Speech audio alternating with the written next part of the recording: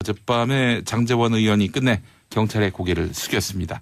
14만 경찰표 뿐만 아니라 경찰 출신들 또 그리고 가족들 고려하면은 엄청난 이 표심을 걱정하지 않을 수 없는 거죠. 표심 위반을. 예. 자, 그래서 자유한국당 대변인 워낙 거침없는 그런 말투로 이래저래 뉴스에 도마 위에 올랐던 장제원 의원인데 이렇게 막말을 사과한 건 처음 아닌가요? 저도 근래 좀 보기 어려운 장면이 아니었나 싶은데요. 최근에 이제 자유한국당 보면 대표나 원내대표, 대변인 모두 이제 막말에 상당히 일각이 있습니다. 원내대표 요즘 제일 그래도 이렇게 다독거리고 주워담고 수습을 하는 요즘 역할을 맡고 있습니다. 어쨌든 경찰 가족이 지금 150만 명 가깝게 된다고 하죠. 그렇죠. 그러다 보니까 이제 선거를 앞두고 자유한국당 입장에서 큰 부담이 아닐 수 없습니다. 특히 이제 울산 지역이 굉장히 그 초미의 관심사거든요. 대구 경북을 넘어서 부산 경남을 장악하려면 자유한국당으로서는 울산이 시작인데 울산에 상당히 약간 우세한 흐름들이 감지가 됐었는데 이 김기현 사건은 울산시장 그렇죠. 근데 김기현 시장의 동생 비리 의혹이 나오면서 지금 상당히 이제 박빙 상황으로 접어드는 것 같아요. 판세 자체가. 그래서 이제 자유한국당 입장에서는 뭔가 끊어야 하는데 지금 울산 분위기를 좀 파악을 해보면 이게 상당히 오래 갈 것 같습니다. 그래서 후보 교체론도 솔솔 나오긴 합니다만 이게 이제 정치 공작으로 그 자유한국당 입장을 정했기 때문에 후보 교체까지는 가지 않을 것 같다. 이런 게 이제 대체적인 전망인 것 같고요. 어쨌든 울산 선거가 상당히 박빙으로 접어드는 양상입니다. 이게 세 가지 정도 짧게 짚어보면요. 한국당 입장에서는 처음에 야당 입장에서는 저는 제기할 만한 문제였다고 생각해요. 선거 앞두고 왜 우리만 탈탈 터냐. 이건 지금 여당이 야당일 때도 항상 이제 반복되는 상황인데 또 비슷한 일이 생기지 않기 위해서라도 예방 차원에서라도 그렇게 해놔야지 다른 지역에서 이게 안 들어온다 막을 수 있는 건데 너무 나갔죠. 두 번째로는 말이 너무 나갔고 그리고 출구 전략이 너무 늦었어요. 사실 빨리 좀 주워 담았어야 되는데 그리고 세 번째로 보면은 전략적으로 판단을 한 것 같아요. 왜냐하면은 어젠가요 김기현 울산시장의 친동생이 잠적해 있다가 자진 출두를 했거든요. 그것하고 장제원 대변인의 이 사과는 같은 맥락에서 보는 게 맞을 것 같습니다. 이게 지금 요즘에 자유한국당에 대해서 어떤 이미지가 떠오르세요라고 시민들한테 묻지 않습니까? 뭐가 떠오를 것 같습니까? 저는 막말 같아요. 막말도 있지만 제일 첫 번째 떠오르는 게 홍준표. 대표를 떠올립니다. 그러니까 결국 홍준표 대표의 이미지가 자유한국당 이미지가 되고 있어요. 이 홍준표 대표가 이 말을 막 함부로 해요. 그래서 국민들한테 이 여러 가지로 불편을 드리고 있어요. 야, 역시 대단하십니다. 이 진행자는 옵션이 많아요. 그게 이제 홍준표 대표를 떠올리다 보니까 샤이 보수가 더 늘어나고 있어요. 왜냐하면 주변에 내가 샤이 보수, 자유한국당을 내가 지지한다 이렇게 이야기가 좀 떳떳하지 못한 거죠. 그러다 보면 숨습니다. 그리고 다른 사람들하고 말을 섞기가 좀 꺼려하고 있고요. 그러다 보니까 지금 샤이 보수의 이 투표율이 떨어지지 않을까 이렇게 전망하는 분들도 늘어나고 있습니다. 자유한국당이 그 한나라당이 된 게 97년이에요. 신한국당에서. 그럼 이제 21년 좀 됐죠. 그간에 이런 대표 저런 대표 실세 대표 바지 대표 왔다 갔다 많이 했죠. 근데 그중에서 대선 후보하고 당대표를 둘 다 해본 사람은 3명입니다.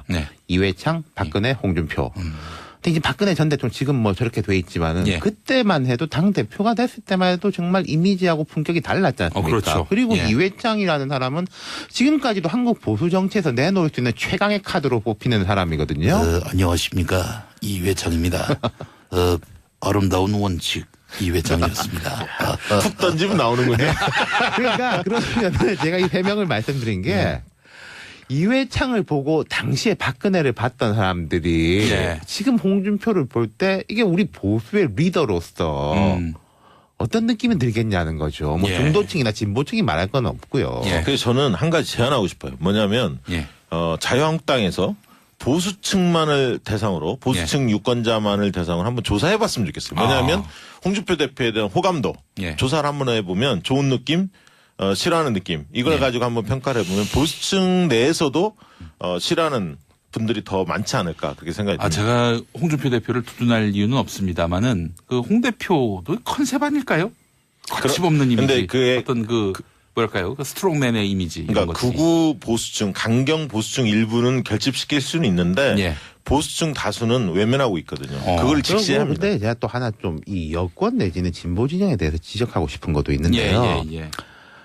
뭐 더불어민주당, 정의당, 심지어 이제 울산에 나온 민중당도 뭐 적폐장당 홍준표 청사하겠다. 저는 민중당이 이런 공약 들고 나온 게 되게 이상하다고 생각하거든요. 그분들은 좀 더 급진적이고 뭐 노동권이나 이런 거 이야기해야 되는데 이런 흐름들이 오히려 홍 대표를 살려주는 게 있어요. 홍 대표 봐라 저 좌파들이 내가 무서우니까 다 나만 공격하는 거 아니냐. 이런 식의 이제 어떤 뭐 묘한 의도치 않은 적대적 공생관계가 형성되는 면도 분명히 있죠. 그게 이제 굉장히 위험한 거죠. 그러니까 정치공학적으로 접근하면 망합니다. 이게 시민들의 인식이 어떻게 돼 있는지를 고찰을 해야지, 그걸 살펴봐야지. 이 정치공학적 어디가 반대하니까 우리는 오히려 결집시킬 수 있다는 착각입니다. 도발적인 질문 하나 드리겠습니다. 홍준표 대표가 지방선거에서도 당대표로서 선거를 진두지휘할 수 있다고 보세요? 지금 뭐 슬슬 비대위 체제로 가야 된다. 홍 대표 물러나게 하고 그런 얘기가 나오던데. 저는 비대위보다는 조기 선대위로 가는 게 자유한국당 입장에서 합리적일 겁니다. 지금 홍 대표를 또 끌어내리기에는 또 비대위원장을 할 사람도 마땅치 않고 아마 김성태 원내대표가 그럼 뭐 비대위원장 이렇게 될 건데. 김무성 의원도 가능하지 않을까요? 쉽지 않을 것 같아요. 그거. 안녕하십니까. 김무성입니다. 뭐 저도 있습니다. 그러면 이제 선대위원장이 되면은 선대위원장 복수로 더 가지고 홍 대표가 원 오브 댐이 되는 거죠. 지금 마이크를 독점하고 있지 않습니까? 마이크를 분산시키는 게 그나마 지금보다는 낫겠죠. 저도 동의합니다. 그러니까 선대위 체계로 빨리 넘어가는 게 자유한국당으로서는 그나마 대안이라고 봅니다. 누가 어떤 얼굴이 될 수 있을까요? 뭐 영입할 수도 있겠죠. 영입. 그러나 이제 영입이 쉽지는 않겠지만 영입할 수도 있겠죠. 네. 그렇군요. 젊은 층 투표율도 한번 좀 따져봤으면 좋겠는데, 지금 자유한국당이 이렇게 보수정당으로서 자리매김이 잘 안 되는 국면에서 어르신들의 투표율이 떨어질 것이다. 그리고 젊은 층의 투표율에도 영향을 미칠 것이다. 이런 전망이 나오는데 어떻게 보세요? 두 가지 다 가능성이 있습니다. 왜냐하면 상대적으로 20, 30대 젊은 층들은 민주당 지지 성향이 강하거든요. 그런데 이번 선거판이 민주당한테 상당히 유리하다. 이게 이제 기본적으로 알려져 있는 사실이기 때문에 내가 투표하지 않아도 뭐 민주당이 이길 텐데 해서 투표장에 가지 않으려는 그런 어떤 흐름도 있을 수도 있고요. 또 특히 또 가상화폐 관련해서 좀 실망한 일부 젊은 층도 존재하는 게 사실이고요. 한편으로 또 보수층의 이제 어르신들 같은 경우는 그런 생각도 있더라고요. 만나보니까 뭐라고 하냐면 이번에 자유한국당이 확실히 망해야 한다. 무너져야 새로운 보수가 태동할 수 있다. 그렇기 때문에 이번에 나는 오히려 투표하지 않겠다. 이렇게 주장하는 분들도 있어요. 20대 총선 끝난 직후에 보면은 그런 증언들이 엄청나게 많이 나왔어요. 여론조사하고 다른 결과가 나왔지 않습니까? 그때 이제 무슨 옥새 들고 나르샤 친박 공천 난리가 났을 때 보통 이제 보수층 강남 분당 이런 데 있는 5, 60대들이 그놈들 미워가지고 정신 차리라고 안 갔다. 혹은 뭐 국민의당 찍었다. 이런 식이었거든요. 근데 이제 그게 어떻게 될지 좀 둘 다 포인트가 있어요. 박 부대표님 말씀에 저도 동의인 게 5, 60대 투표 동의이 떨어지는 것도 있고 20, 30대도 동의이 좀 떨어지는 게 있는데 투표의 힘이라는 건 사실 내가 좋아하는 사람 찍어주는 것보다 내가 싫어하는 사람 이제 심판하려고 하는 게 힘이 더 크거든요. 물론 구조적인 건 많이 남아 있습니다만은 박근혜, 이명박 뭐 다 구속. 돼가지고 재판 받고 있지 않습니까? 심판의 이제 대상. 그렇다고 홍준표 대표를 심판하러 우리가 투표장에 나가자. 그 에너지가 클 것 같진 않아요. 알겠습니다. 이 선거 결과가 만약에 자유한국당이 참패하는 결과로 나오면은 홍준표 대표가 책임을 질 거라고 보십니까? 안 질 거라고 보십니까? 질 수밖에 없지 않을까요? 그럼요. 안 지고 말고가 없는 거죠. 본인이 그냥. 끝까지 나는 물러날 생각이 없다라고 한다면. 조기 전당대회를 피할 수는 없겠죠. 그럼 뭐 의원들하고 대의원들이 전당대회에 이제 발의를 하겠죠. 아마 대안부재론을 얘기하면서 실제로 사실 홍준표 대표 물러나면은 당장 선대위 간판도 지금 누구로 할지 불명확한 지금 상황인데. 이게 잘 보셔야 할 게 조기 대선을 한 다음에 거의 1년 만에 치러지는 지방선거예요. 그리고 대선에 패배했던 분들이 다 당대표로 복귀를 내서 지금 치르고 있거든요. 그렇죠. 홍준표, 유승민, 안철수 등등등. 그렇기 때문에 잘 보시면 이번 지방선거가 끝나면 차기 총선까지 한 2년 남았습니다. 예, 예. 그렇기 때문에 당을 뭔가 새롭게 복구하고 이런 시간들은 꽤 있는 거죠. 예, 예, 예. 급하게 할 게 아니라 그런 예. 측면에서 본다면 새로운 보수, 뭐 건전한 그렇죠. 보수를 자임하는 분들이 이제 뭐 치고 나오겠죠. 예, 알겠습니다. 민주당도 8월 전당대회가 예정돼 있기 때문에 예. 그러니까 보수 쪽이고 진보 쪽이고 간 다시 이제 새로운 리더십을 형성하고 총선을 대비하는 그런 시간이 될 겁니다. 지방선거 이후에는. 예, 알겠습니다. 저기 바른미래당 얘기도 한번 해봐야 될 텐데 오늘 뭐 일부 일간지가 낮 2시에 안철수 대표가 서울시장 출마 선언을 한다. 네. 이렇게 보도를 했는데 지금 그 기사가 안 보여요. 오전에 일단 원희룡 지사 인터뷰가 좀 떴었죠. 예. 제주에 이제 그 지사잖아요. 예. 바른미래당 소속인데 탈당 가능성을 시사했습니다. 그래요? 실제로 이제 원희룡 지사 같은 경우 여론조사 돌려보면 바른미래당 소속으로 나올 때보다는 무소속으로 나오는 게 좀 더 유리하다. 이게 이제 여론조사 결과들인 것 같아요. 예. 그러다 보니까 고심이 깊어졌고 무소속으로 탈당 가능성이 좀 점쳐집니다. 예. 그렇다면 이제 자유한국당의 후보가 있거든요. 제주도에도. 예. 그래서 만약 야권 연대를 할 건지 그것도 좀 관심의 그 거리고요. 예, 예, 예. 그리고 바른미래당은 지금 내용에 휩싸여 있죠. 뭐냐면 유승민 대표는 선거 연대 가능성을 약간 열어놨습니다. 자유한국당과. 그런데 이제 그 국민의당 출신들의 출신들이 중심이 된 지역위원장들이나 인사들은 예. 절대 자유한국당과 연대해서는 안 된다. 집단적으로 성명을 지금 발표하고 있거든요. 지금 바른미래당은 어떻게 조직책이 다 그 완성이 됐습니까? 지금 시도당 개편, 광역 시도당 개편대로 쭉 하고 있더라고요. 근데 예. 대체로 공동입니다. 공동이에요. 네, 그리고 이런 건 보통 선거 끝나고 나면은 예, 재정비를 예. 하죠. 안철수 전 대표 뭐 저는 최종적으로 서울시장 출마할 걸로 봅니다만 오늘은 아닐 거예요. 예, 오늘 뭐 아니라고 네. 밝혔어요. 또. 왜냐면 오늘 큰 이슈들이 워낙 많이 그러니까요. 터져서. 뭐 김정은 뭐 북한 저기도 중국 갔다 온 것도 있고 예. 하니까요. 아, 그래요. 그러면은 지금 저 생각에는 이렇게 공동 시도당 위원장이 구성됐다면은 뭐 그 하부 조직은 또 말할 것도 없는 거 아니겠습니까? 일단 지방선거 때는 그냥 이게 대강 뭉뚱그려서 가는 근데 거죠. 후보는 한 명인데 어떻게 근데 그 양당이 그렇게 겹치는 데가 별로 많잖아요. 아, 그래요? 애초부터 이야기가 나왔던 게 국민의당하고 바른미래당하고 이제 뭐 TK 대 뭐 호남 뭐 네. 수도권에서도 겹치는 데가 별로 없기 때문에 아, 그게 그래요? 수도권도? 원외위원장끼리는 충돌이 나지만은 뭐 네. 현역끼리 겹치는 데는 없죠. 아니 이제 지역 지방선거 같은 경우에는 아무래도 뭐 지금 예컨대 노원 이건 지방선거의 재보선인데 예. 노원병이 이제 안철수 전 대표 원래 지역구잖아요. 그렇죠. 여기 이제 바른미래당 출신 이제 이준석 씨가 이제 열심히 뛰고 있지 않습니까? 지역위원장이죠. 예. 그런데 공천 같은 경우에 좀 재밌을 수 있는 거죠. 어떻게 될지. 안철수 대표가 지금 의원직을 내놓은 상태니까 뭐 당연히 이준석 씨가 뭐 자기 상징성이 있는 사람 예를 들어서 안 전 대표의 뭔가 이미지가 겹치는 사람을 생각할 수도 있는 거죠. 예. 속마음은 모르겠습니다만은 그리고 예를 들어 송파을하고 노원병하고 같이 있지 않습니까? 예. 그러면은 통상적으로 정치 문법으로는 하나는 바른미래당 출신, 뭐 그렇지. 하나는 국민의당 출신 이렇게 또 되는 거거든요. 그러니까 어쨌든 제가 볼 때도 안철수 전 대표는 뭐 서울시장 출마할 수밖에 없는 상황으로 몰려가는 것 같고요. 유승민 동반 출마해라 이게 이제 국민의당 출신들의 계속 이야기인데 유승민 대표는 거절을 했고 그래서 좀 그렇게 지방선거에서 바른미래당이 흐름을 주도할 것 같지는 않고요. 아까 이제 투표율 얘기 좀 나왔는데 계속 그 지방선거에 있어서 2010년, 14년 이렇게 쭉 보면 투표율들이 한 2점 몇 %씩 꾸준히 올랐습니다. 그래서 이제 2014년에는 56.8 정도 나왔는데요. 특히 이제 20대들이 기존 2010년에 비해서 6.8%포인트가 올랐거든요. 그럼에도 불구하고 48.2%였는데 20대, 30대의 투표율이 50%를 넘어설지 계속 꾸준히 높아졌거든요. 그게 이제 관심거리인데 아까 얘기했듯이 이게 이제 한쪽으로 확 기울어진 싸움이면 투표를 안 할 가능성도 있기 때문에 민주당으로서는 그 부분이 고민이 될 겁니다. 알겠습니다.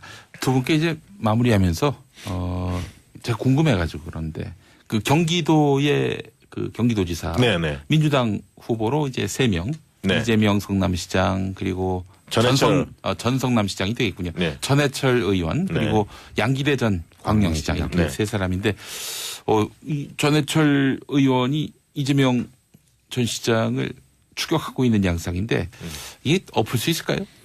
제가 지난주에도 말씀드린 것 같은데요. 지금 전반적인 전국의 흐름이 2, 3위가 1등을 따라잡기가 쉽지 않아지는 흐름이에요. 특별히 잘해서 못해서라기보다 쭉 고착화되는 흐름이거든요. 저는 좀 뭐 현재로서는 쉽지 않아 보이네요. 지금 사실 민주당 당원들의 정서 중에 하나는 현역 의원들을 그렇게 내세울 필요가 있느냐라는 정서가 실제로 존재합니다. 왜냐하면 일당을 사수해야 하는 문제도 있고 그리고 실질적으로 이재명 시장이 상당히 앞서 있죠. 여론조사 결과를 보면. 그래서 저는 이변은 없을 거다.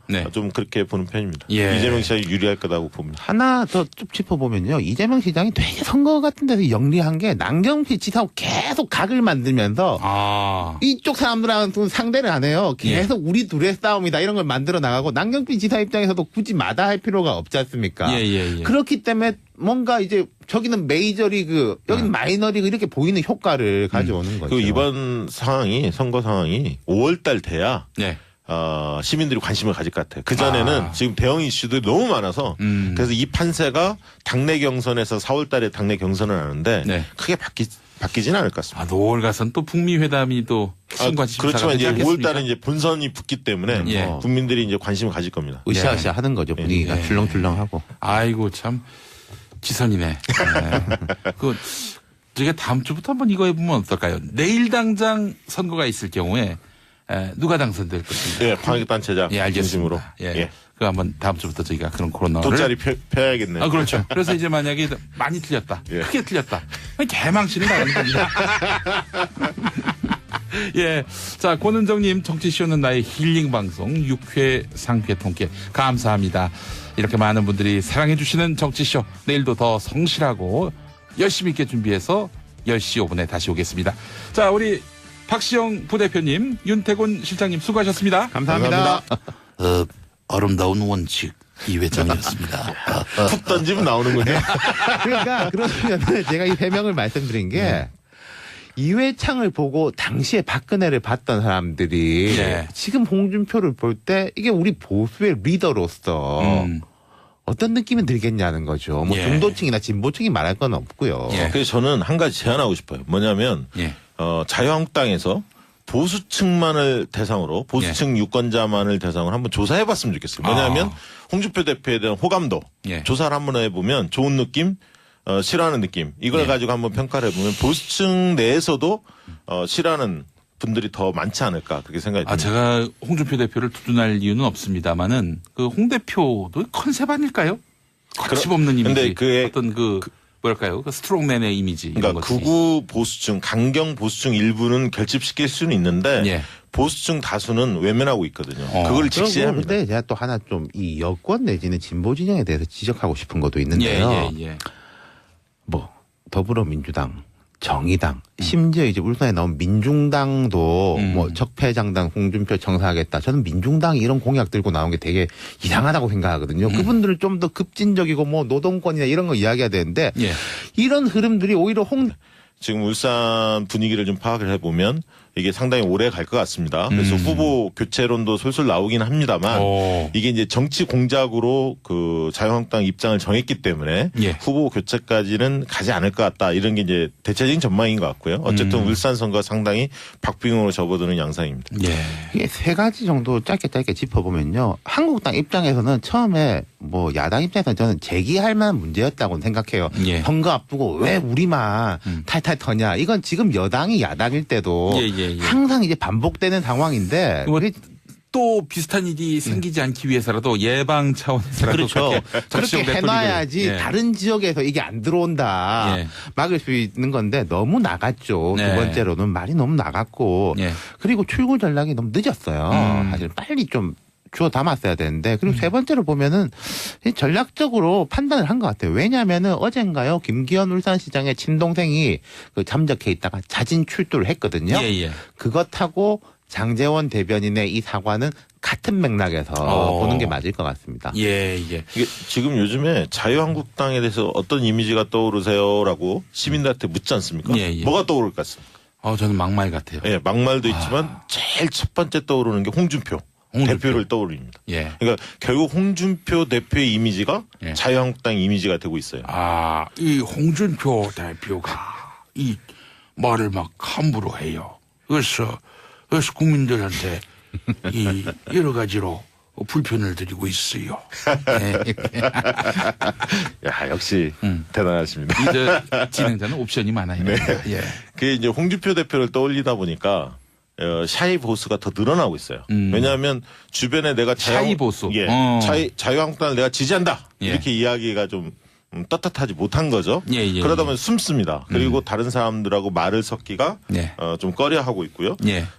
그러다 보니까 지금 샤이 보수의 이 투표율이 떨어지지 않을까 이렇게 전망하는 분들도 늘어나고 있습니다. 자유한국당이 그 한나라당이 된 게 97년이에요. 신한국당에서. 그렇죠. 그럼 이제 예. 21년 좀 됐죠. 예. 그간에 이런 대표 저런 대표 뭐 네. 실세 대표 바지 대표 왔다 갔다 많이 했죠. 근데 그중에서 대선 후보하고 당 대표를 둘 다 해본 사람은 3명입니다. 네. 이회창, 박근혜, 홍준표. 근데 이제 박근혜 전 대통령 지금 뭐 저렇게 돼 있지만은 예. 그때만 해도 당 대표가 됐을 때만 해도 정말 이미지하고 품격이 달랐지 않습니까? 그렇죠. 그리고 예. 이회창이라는 사람은 지금까지도 한국 보수 정치에서 내놓을 수 있는 최강의 카드로 뽑히는 사람이거든요. 안녕하십니까. 이회창입니다. 어젯밤에 장제원 의원이 끝내 경찰의 고개를 숙였습니다. 14만 경찰표 뿐만 아니라 경찰 출신들 또 그리고 가족들 고려하면은 엄청난 이 표심을 걱정하지 않을 수 없는 거죠. 표심 위반을. 예. 자, 그래서 자유한국당 대변인 뭐 워낙 거침없는 그런 말투로 이래저래 뉴스에 도마 위에 올랐던 장제원 의원인데 이렇게 막말을 사과한 건 처음 아닌가요? 저도 근래 좀 보기 어려운 장면이 예. 아니었나 싶은데요. 최근에 이제 자유한국당 보면 대표나 원내대표, 대변인 예. 모두 이제 막말에 상당히 일각이 있습니다. 예. 원내대표 요즘 제일 그래도 예. 이렇게 다독거리고 주워 담고 수습을 하는 그러시던데요. 요즘 예. 역할을 맡고 있습니다. 어쨌든 경찰 가족이 지금 150만 명 가깝게 된다고 하죠. 그렇죠. 그러다 보니까 이제 선거를 앞두고 자유한국당 입장에서 큰 부담이 아닐 수 없습니다. 특히 이제 울산 지역이 굉장히 그 초미의 관심사거든요. 예, 예. 대구 경북을 넘어서 예. 부산 경남을 장악하려면 자유한국당으로서는 예. 울산이 시작인데 예. 울산에 상당히 약간 우세한 흐름들이 감지가 됐었는데 이 김기현 사건을 울산시장이. 그렇죠. 예. 근데 김기현 시장의 동생 예. 비리 의혹이 나오면서 예. 지금 상당히 이제 박빙 상황으로 접어드는 것 같아요. 판세 자체가. 예. 그래서 이제 자유한국당 입장에서는 뭔가 끊어야 하는데 대표를 살려주는 게 있어요. 홍 대표 봐라 저 좌파들이 예. 내가 무서우니까 예. 다 나만 공격하는 거 아니냐 예, 이런 예. 식의 이제 어떤 뭐 묘한 의도치 않은 적대적 공생관계가 형성되는 면도 분명히 있죠. 그게 이제 굉장히 위험한 거죠. 그러니까 정치공학적으로 접근하면 망합니다. 이게 시민들의 인식이 어떻게 돼 있는지를 예. 고찰을 해야지. 그걸 살펴봐야지. 예. 이 정치공학적 어디가 반대하니까 우리는 오히려 결집시킬 수 있다. 그러니까. 착각입니다. 도발적인 질문 하나 드리겠습니다. 홍준표 대표가 지방선거에서도 당대표로서 선거를 진두지휘할 수 있다고 보세요? 지금 뭐 슬슬 저기 비대위 체제로 가야 된다. 홍 대표 물러나게 하고 그런 얘기가 나오던데. 저는 비대위보다는 조기 선대위로 가는 게 선대위. 자유한국당 입장에서 합리적일 겁니다. 지금 홍 대표를 또 끌어내리기에는 또 비대위원장을 할 사람도 마땅치 않고 아마 김성태 원내대표가 그럼 뭐 비대위원장 이렇게 될 건데 김무성 의원도 가능하지 않을까요? 그 쉽지 않을 것 같아요. 그거 안녕하십니까. 김무성입니다. 뭐 저도 있습니다. 그러면 이제 선대위원장이 되면은 선대위원장 복수로 더 가지고 홍 네. 대표가 원 오브 댐이 되는 거죠. 지금 마이크를 독점하고 있지 않습니까? 예. 마이크를 분산시키는 게 그나마 지금보다는 낫겠죠. 저도 동의합니다. 그러니까 선대위 체계로 빨리 넘어가는 게 자유한국당으로서는 그나마 대안이라고 봅니다. 그 누가 그 어떤 얼굴이 될 수 있을까요? 뭐 영입할 수